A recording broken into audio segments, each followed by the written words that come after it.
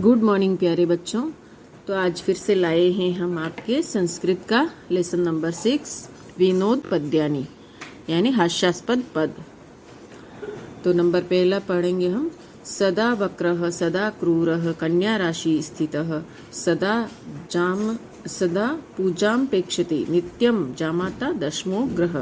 यानी जमाई को इसमें 10वां ग्रह कहा गया है, क्योंकि जमाई हमेशा टेढ़े, क्रूर और कन्या राशि में स्थित होते हैं और हमेशा पूजा या सम्मान की अपेक्षा करते हैं, इसलिए जमाई को 10वां ग्रह कहा गया है।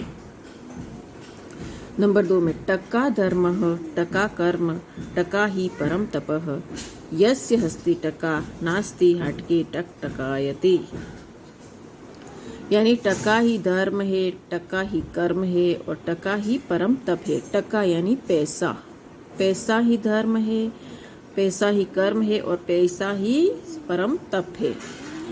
जिसके हाथ में पैसा है वो बाजार में कभी भटकता नहीं है और जिसके हाथ में पैसा नहीं है वो बाजार में हमेशा भटकता रहता है।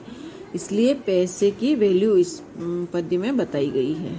यानी लोगों के लिए आज के ज़माने में पैसा ही सब कुछ है। नंबर 3 में घटः भिन्द्यात् पटम चिन्द्यात् कुर्याद्रास भारोहणम येन केन प्रकारेण प्रसिद्धः पुरुषो भवेत्। यानी आज के ज़माने में सभी लोग प्रसिद्ध, फेमस होने में लगे हुए हैं। चाहे घड़ा फोड़ो, उसके लिए घड़ा फोड़ो, कपड़े फाड़ो या गधे पे बैठो, किसी भी प्रकार का काम करना हो, लेकिन अगर उसमें प्रसिद्धि मिलती है तो लोग वो काम करने से नहीं चूकते। यानी प्रसिद्ध होने के लिए कुछ भी काम करने को तैयार है। नंबर 4 में उष्ट्राणाम ही विवाहेषु गीतम गायन्ति गर्दभाः परस्परम प्रशंसन्ति अहो रूपम अहो ध्वनि। यानी ऊँटों के विवाह प्रसंगों में गधे गीत गाते हैं और दोनों आपस में एक दूसरे की प्रशंसा करते हैं। गधे ऊँटों की प्रशंसा करते हैं कि वाह कितने सुंदर दूल्हे राजा है, और ऊँट गधों की प्रशंसा करते हैं कि वाह कितना सुंदर स्वर है, कितना सुंदर गाना गा रहे हैं। इस तरह ऊँटों की शादी में गधे गीत गाते हैं और दोनों एक दूसरे की प्रशंसा करते हैं, ऐसा इस श्लोक में बताया गया है। नंबर 5 में है कन्या वरयते रूपम माता वित्तम पिता श्रुतम बांधवाः कुलमिच्छन्ति मिष्टान्न मित्तरे जनाः। यानी किसी सगाई संबंध या विवाह में कन्या हमेशा कन्या रूप को चाहती है, माता पैसा चाहती है और पिता ज्ञान चाहता है, और बंधु बांधव जो होते हैं वो ऊंचे कुल को चाहते हैं, और बाकी सब जो लोग होते हैं वो अच्छी मिठाई की अपेक्षा रखते हैं। नंबर 6 में वैद्यराज नमस्तुभ्यम यमराज सहोदर यमस्तु हरति प्राणान वैद्यः प्राणान धनानि च। इसमें वैद्यराज यानी डॉक्टर के लिए आया है। वैद्यराज को नमस्कार, मतलब यमराज सहोदर यानी यमराज के भाई वैद्यराज आपको नमस्कार है, क्योंकि यमराज तो खाली प्राण ही ले जाते हैं और डॉक्टर पैसा और प्राण दोनों लेते हैं, इसलिए उनको यमराज का भाई कहा गया है। तो बच्चों ये सब हंसी मजाक के लिए था, ये सब सही नहीं है, ये मजाक के रूप में कहा गया है। इस पाठ का नाम ही विनोद पद्यानी है, यानी हास्यास्पद पद है। अब इसमें टिप्पणी है जिसमें सभी शब्दों के अर्थ आपको अपनी नोटबुक में लिखना है और याद करना है। ये आपकी नोटबुक में है, ये मैं बोलूँगी नहीं, फालतू में वीडियो लंबा नहीं करूँगी। ये आप देख के लिख दीजिए, और आपके पास बुक नहीं हो तो इसका स्क्रीनशॉट लेके देख के लिख के आपको याद करना है।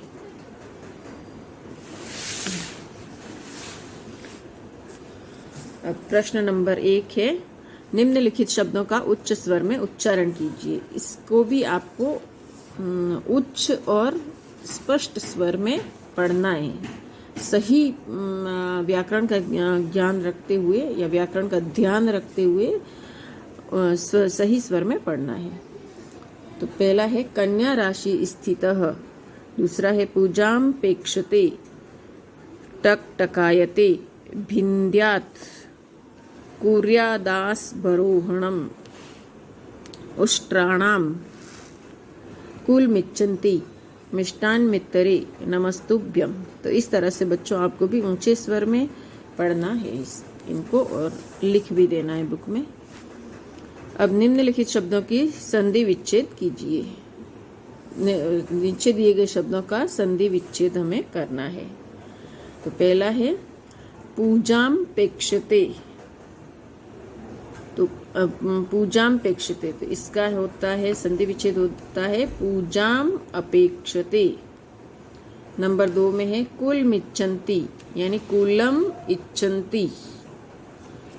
नंबर 3 में है मिष्टान्मित्तरे, मिष्ट अन्नम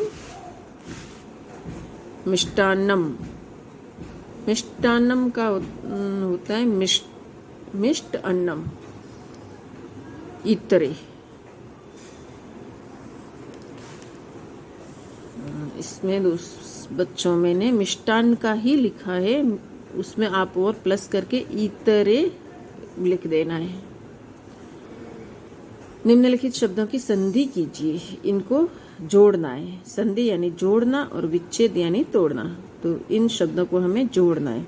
तो कह प्लस अपि, इसका बनेगा को अपि। यमः तु यमस्तु, नमः तुभ्यम नमस्तुभ्यम। इस प्रकार आपको संधि को, ये जो विच्छेद किए हुए शब्दों को जोड़ के संधि करना है।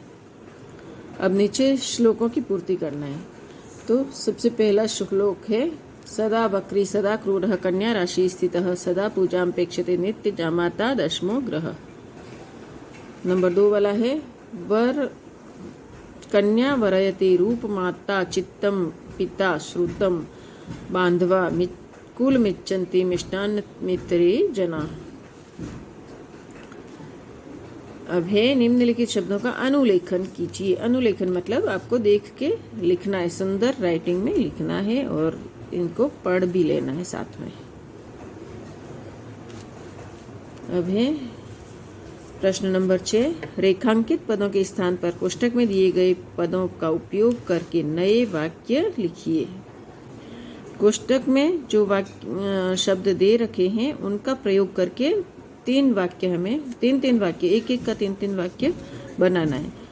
जैसे इसमें है सदा पूजाम अपेक्षते, तो पूजाम की जगह हमें एक बार धनम लिखना है, एक बार सुखम लिखना है और एक बार सम्मानम लिखना है। तो पहला होगा सदा धनम अपेक्षते। यहाँ पे बच्चों जगह नहीं थी इसलिए मैंने एक ही लिखा है, लेकिन आपको बारी बारी से इन दोनों शब्दों का और उपयोग करके और वाक्य बना देने हैं। नंबर 2 में है कुर्यात रासब आरोहणम, तो इसका होगा कुर्यात अश्वः आरोहणम, फिर होगा कुर्यात गजः आरोहणम, फिर होगा कुर्यात बलिवर्द आरोहणम। इस प्रकार आपको 3-3 वाक्य लिखने हैं, मैंने एक ही लिखा है। अब है बांधवा कुलम इच्छन्ति, इसमें बच्चों जगह थी इसलिए मैंने तीनों लिख दिए। तो बांधवा धनम इच्छति, बांधवाः वस्त्रम इच्छति, बांधवाः विद्याम इच्छन्ति। इस प्रकार ये प्रश्न पूरा हुआ। अब आगे बढ़ते हैं हम। अब ये प्रवृत्तियां हैं बच्चों। पाठ में दिए गए श्लोकों को विद्यालय के कार्यक्रम में प्रस्तुत कीजिए। दिए गए श्लोकों में से किस तरह हास्य प्रकट होता है उसकी आपस में आप लोग चर्चा कीजिए और इस तरह के अन्य श्लोक कहीं से ढूंढ के अपनी कक्षा में प्रस्तुत करना है। अब है ज्ञातव्यम यानी जानकारी के लिए। हमारे भारतीय संस्कृति में या सनातन धर्म में 16, हिंदू धर्म में 16 संस्कार बताए गए हैं।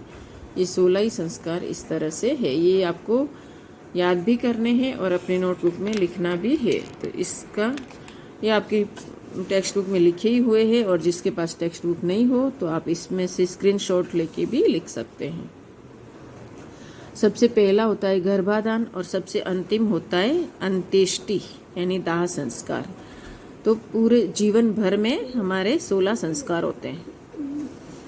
अब दूसरा है सप्त ऋषियः यानी 7 ऋषि है, हमारे सप्त ऋषि है जिनके नाम है कश्यपः, गौतमः, अत्रिः, जमदाग्निः, भारद्वाजः, वशिष्ठः, विश्वामित्रः च सप्त ऋषिः सन्ति। इस तरह से ये 7 ऋषि हमारे धर्मों में, हमारे हिंदू धर्म में बताए गए हैं, हमारे वेदों में बताए गए हैं। तो ये आपको याद करने हैं। तो इस तरह से ये पाठ बच्चों पूरा हुआ, छठा पाठ। और आपको मेरे पढ़ाने का तरीका और मेरी मेहनत अच्छी लगी हो तो प्लीज़ इस वीडियो को लाइक करो और मेरे चैनल को सब्सक्राइब करिए, ताकि आगे वाले वीडियो तुरंत आपके फ़ोन में तुरंत दिखने लगेंगे, नोटिफिकेशन आएगा, नहीं तो आपको ढूंढना पड़ेगा। इसलिए वीडियो को सब्सक्राइब करें, लाइक भी करें और आप अपने बच्चों के, दोस्तों के साथ भी शेयर करें, आपके क्लासमेट्स हो उनके साथ भी शेयर करें ताकि उनको भी इसका फ़ायदा मिल सके। तो थैंक यू फॉर वॉचिंग, और तब तक के लिए वापस मिलते हैं अपन नए वीडियो में। तब तक के लिए जय हिंद, जय भारत।